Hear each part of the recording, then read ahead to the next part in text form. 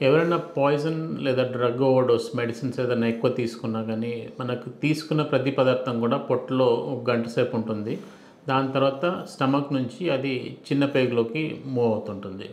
So, అంతలోపు ఎవరన్నా వస్తే హాస్పిటల్‌కి వితిన్ ఆ 1 అవర్ పీరియడ్‌లో జనరల్లీ మేము ముక్కు ద్వారా ఒక పైప్ వేసేసి దాని నుంచి బాగా సెలైన్ పంపించేసి మళ్ళీ దాన్ని సక్షన్ చేసేస్తాం. సో, పొట్టను కడగడం అంటుంటామనమాట.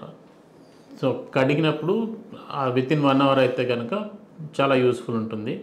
అందుకే ఎంత త్వరగా హాస్పిటల్‌కి వస్తే అంత తొందరగా చేయగలుగుతాం. అలాగని ప్రతి పాయిజనింగ్‌కి మనం కడగడం అనేది సాధ్యం కాదు.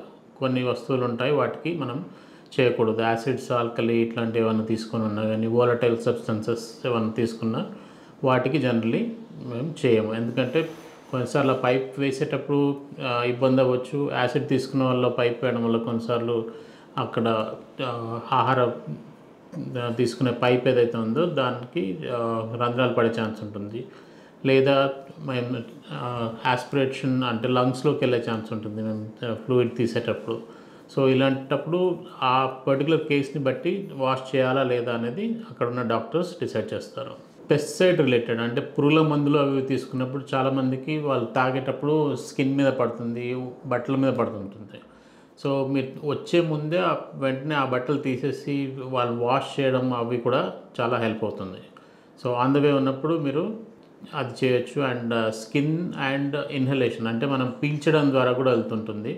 సో, ఏ వెహికల్ అయితే తీసుకొస్తున్నారో దాంట్లో వెంటిలేషన్ అనేది బాగా ఉండేలా కూడా చూసుకోవాలి.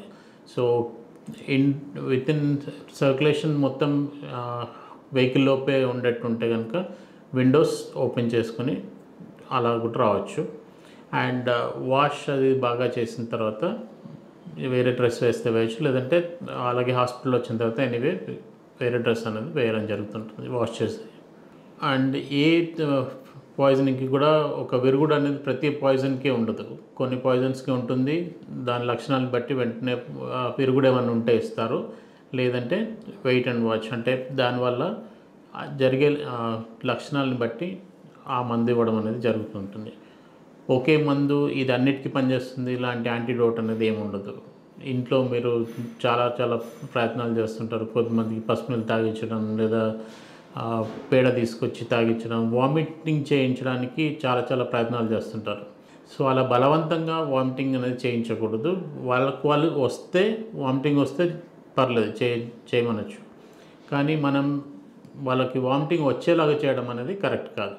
ఎందుకంటే వాళ్ళు వామిట్ చేసే టైంలో కంప్లీట్ స్పృహలో లేకపోయినా ఆ టైంలో మళ్ళీ లంగ్స్‌లోకి వెళ్ళిపోయి లంగ్ మొత్తం ఇన్ఫెక్షన్ వచ్చే ఛాన్స్ ఉంటుంది.